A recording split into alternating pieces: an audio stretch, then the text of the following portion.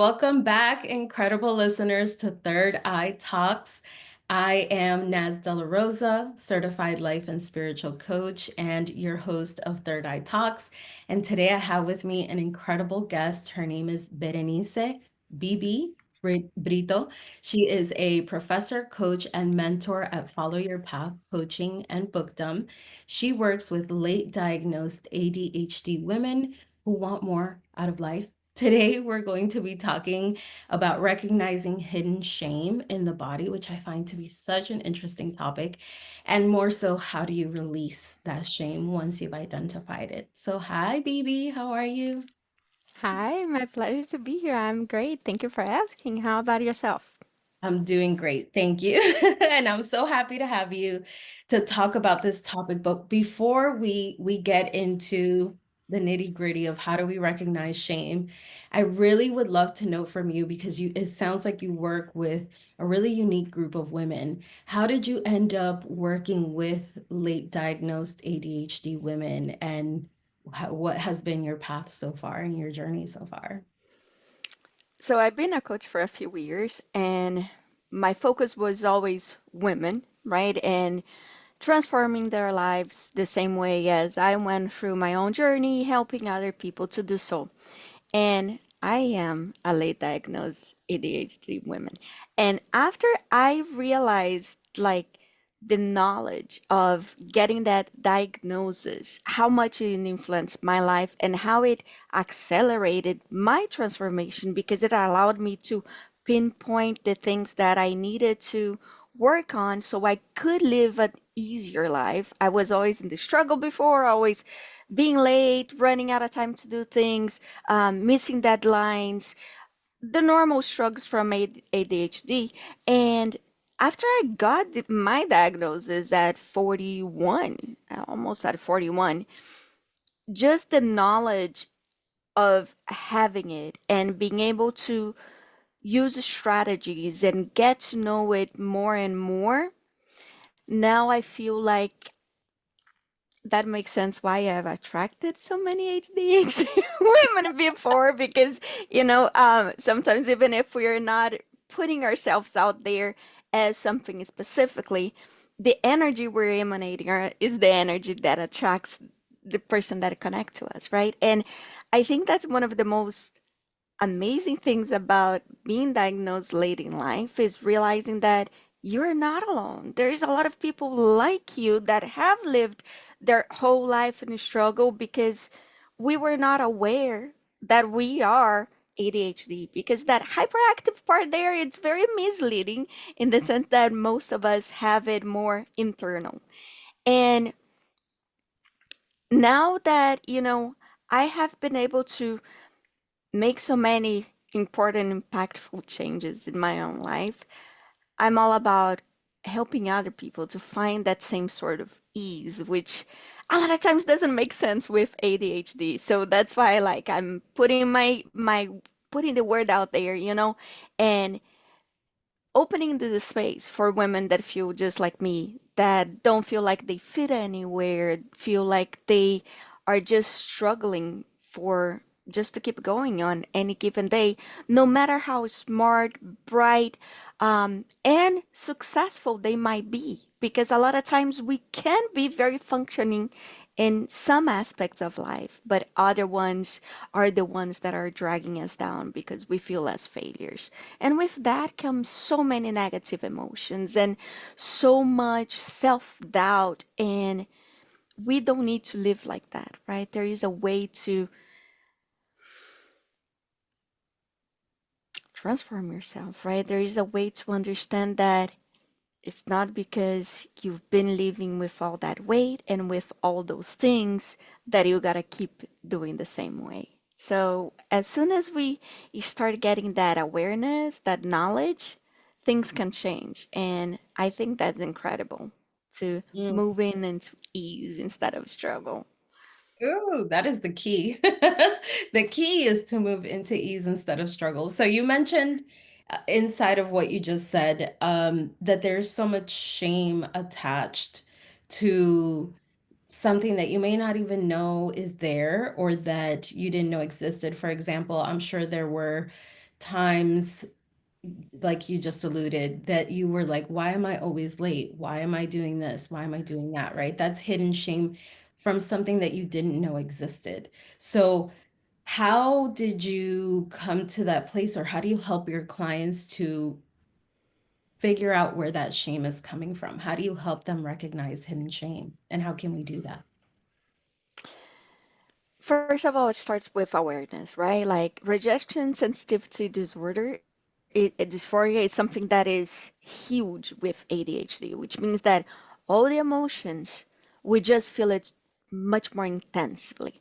Like, as an example, my my last birthday, I spent the whole week crying because my best friend sent me a text message instead of calling me.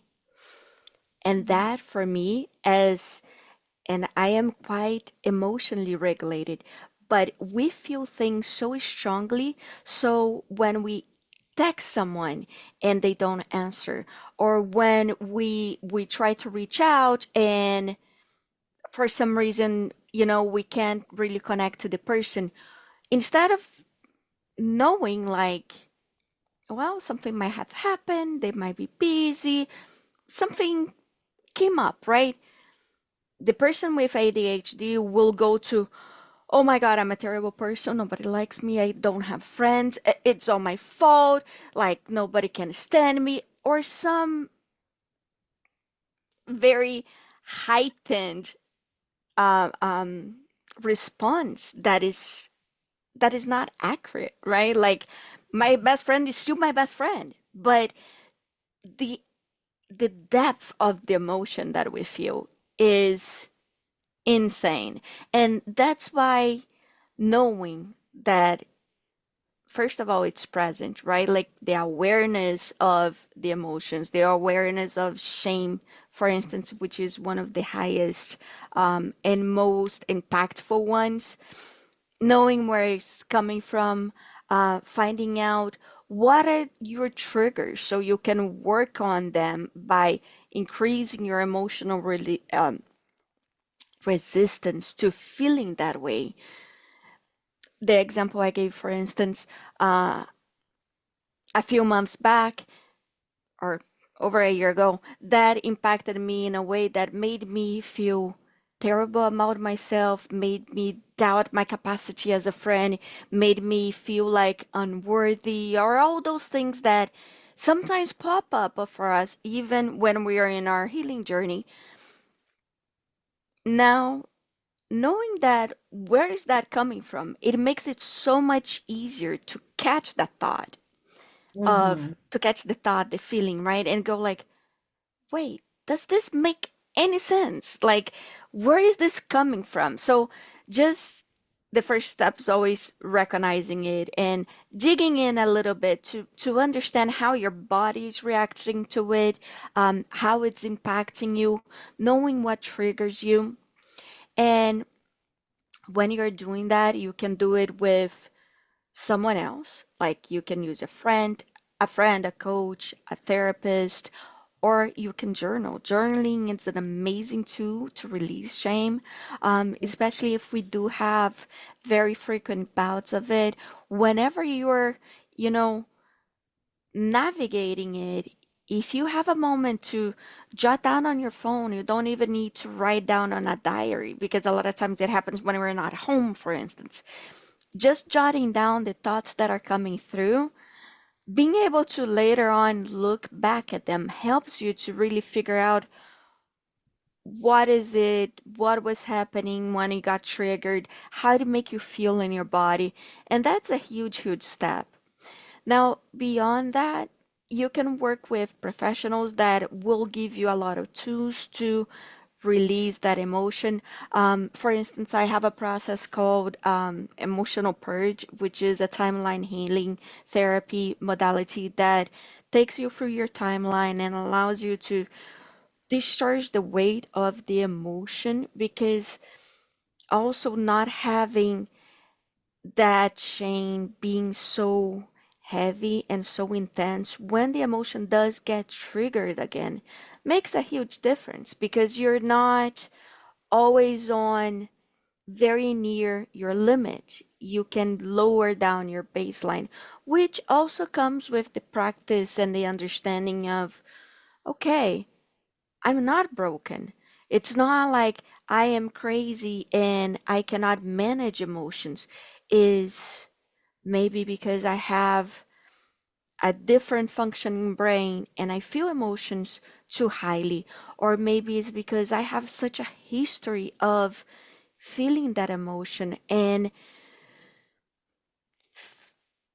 having that negative view about me, right? Which is related to shame. The shame is not just the shame we feel us about ourselves, but it's also very related to the humiliation that we feel about what we think that others might feel about us.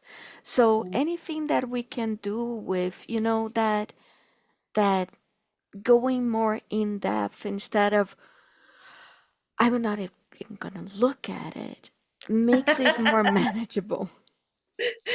I love that you said emotions various times in what you just mentioned because I feel like that is a huge part of it, and that's sometimes the first thing that people miss, right? They're avoiding their emotions, and part of recognizing shame is allowing yourself and your emotions to come up, like you said, beautifully through triggers or through working it out with someone else, a professional or a friend or whatever. But the first doorway is allowing yourself to feel, because a lot of times when we feel shame and we integrate that into our bodies, like you said, we cut it off. We're just like, I'm not going there anymore. That happened and I don't want to talk about it and I just want to move forward. But in a way, you're closing off your emotions, and emotions are a valuable tool. So I I think we've been taught like don't feel, right? Like don't cry, don't like, just keep going. And that stops us from really recognizing that we're walking around with a lot of shame. So I love that you mentioned the importance of emotions in everything you said, because that's the doorway. Allow emotion, you know? Definitely. And like one of the highest risks of when we deny it, when we don't allow the emotion to come up, is because when we cut off that feeling, you cannot pinpoint and say, I'm not gonna feel shame anymore. But you know what? I'll feel everything else. I'll feel all the good stuff, but I won't feel anger. It doesn't really work that way because when you block one, you block its opposite, right? Like it's all made of duality. So if you block off your anger, you're blocking off your joy as well. So when joyful things happen for you, you're not going to be able to fully experience it because you're closing yourself off for those feelings. And with the Mhm. shame, it's the same thing. If you feel like um, you don't really want to get in there because it's uncomfortable and of course, doesn't feel good, but by not allowing yourself to actually experience it, you're just going to keep having more and more and more and more until you're forced to experience it or until you completely numb yourself, cut yourself off from on your feelings. And then what is the point of going on without any connection to yourself, right? Like it makes life on the long run a lot more difficult, even though I completely understand and accept the fact that sometimes numbing has its presence in our lives because things might be very overwhelming and you need to modulate them a bit, and that's where the numbing come in. But it also just pushes it back. It doesn't push it away. So Yeah. feeling the shame, even though it sucks at times, it does help you to, over time, not feel as much shame anymore. Yeah. Yeah. And it sounds like what you said is that once we recognize the shame, we are then able to ask ourselves, is this shame based on reality? Is this true? Like the example you gave about your friend or, a friend or anyone calling us, texting us, not taking the right actions. We jump to a lot of assumptions about what that means about us, when if we're able to be open to the emotion and say, oh, that didn't make me feel good at all, then we can identify why it didn't, And that will lead us to understand, well, is that true? And I feel like a lot of shame releasing is about identifying and questioning. Is that true? Or is that something that has been said to me or that I learned or that I used as a block? Right? So do you see that connection in the work that you do between shame and false evidence? Yes, shame is highly connected to limiting beliefs, right? The things that we believe are true because we heard it, because, parental conditional, societal conditioning, and we've heard it so many times that we end up believing them true, but they are not really true. And especially in a society that does everything online nowadays, right? We have much more of a text or message or, sometimes a phone call, but that's like getting more on the back burner now. You don't know, you cannot see how the other person is responding to you. You cannot get the other aspects of communication besides the actual message that Mhm. is being written. But when we are in one-to-one, like I can see how your face is, I can see what gestures you're making, and that all adds up to our perception of how the other one is responding or is talking to us. And when you're doing text messages, you don't really get that. So for people that already have issue with doubting themselves or shaming themselves for things, or just that feel shame in a very highly intensity, not having that piece of visually see what is going on in the moment that the person is texting you, it might be a very innocuous text, but for you, it might be like, it destroys your day. So Mm. the more you look into why is that happening, like, oh my God, this makes me feel so bad. Why am I feeling like this? Like, where is this coming from? All those questions help you to understand what is getting triggered inside of you so you can work on it and not feel as much or as deeply next time. Yeah. Oh, I love that. And do you find when you work with people and do this work of recognizing and releasing shame, that it always somehow ties back to a narrative about worthiness? Is there Most always, of the times, yes.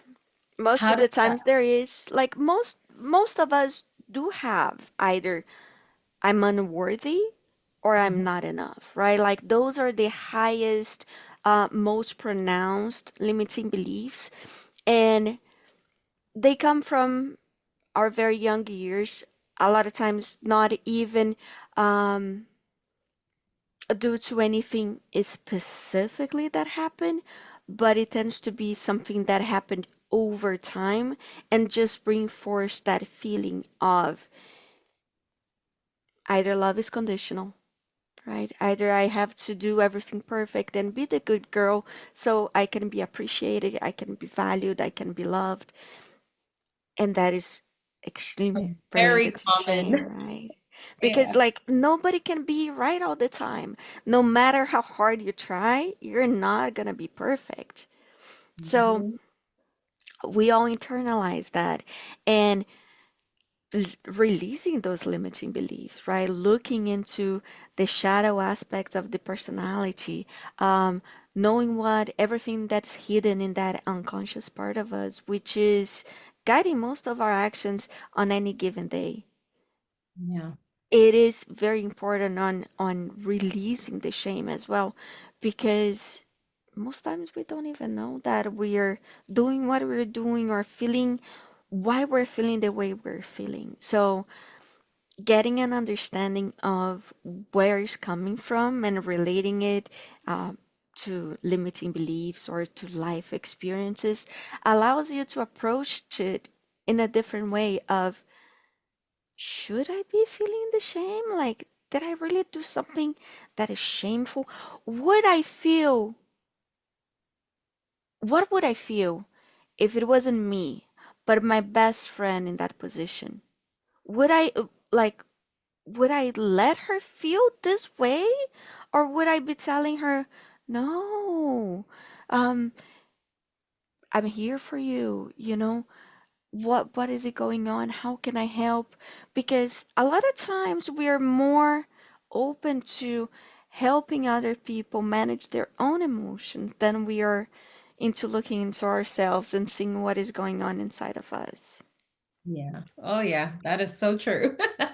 Okay, so I love that you said the bit about worthiness because I could not agree more. I think it so much of what we do is the root of that is our sense of self-worth and what we're worthy of having, receiving, being, etc. And so just to kind of summarize today and give us a pearl of wisdom about starting to do the work once we allow emotions, recognize the shame, and then, work through it by working with professionals or others to release it. What is, let's say, an affirmation or something that you find to be really powerful for starting to increase that worth and release that shame? One of the things that I love doing the most is going into the mirror, looking at yourself, and if you cannot say, I love and appreciate myself for where I am right now, if you can start with, I'm in the process of loving and appreciating myself for Mm, where I am right now, when you do that over time, it makes it easier because I see that a lot of my clients have a difficult time with doing that, being in the mirror and saying, I love myself, because a lot of them don't consciously accept yet that they do have that love inside of them. Like the same way as they are able to love other people, they are able to find that love for themselves. But shame plays a big part of it because you have such a negative and skewed view of yourself that for many it's hard to say, I love and appreciate myself for who I am today. So you can tweak it a little bit. I'm in the mm. process of loving and appreciating myself for who I am today. Oh, And I love that that. helps. I love that, Professor Brito. You are a professor, Professor Brito. I have loved our episode today. I love how beautifully you just kind of gave everyone very easy and manageable ways to recognize that shame and to start to bridge the gap to their self-worth. So I appreciate the way that you framed that today. And I would love for people to have access to your world. How do we find you? Where can we work with you? You can find me on all social media. I'm as Professor Baby, but if you want, my Instagram is Have It All with Baby because I believe that when you live with love, aligned action, and emotional freedom, which, getting rid of that shame is a big part of, you can have the life that you deserve. And the life you deserve is filled of miracles.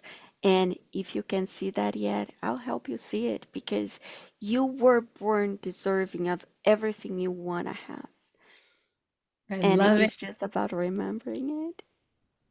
Remember who you are. One of my favorite things to say daily. Remember who you Yes. are. Professor Brito, Phoebe, it's been great to have you here. Yes, go ahead. Did you have something Thank else? you. And just last thing, I do have a quiz that helps you to find out what you've been sacrificing in life. And it has to do a lot with emotion and emotional states. So if anybody listening is into taking quizzes, a great quiz for that is www.haveitall.scoreapp.com. And you can also find me for there if you don't want to go to Instagram. Love that. I will Yeah. throw that in the show notes, listeners, so that you all can access it and link directly to it. Again, Bibi, it was great to have you on Third Eye Talks. Thank you for sharing your knowledge. And to my listeners, I'll see you next time on Third Eye Talks. Bye. Bye.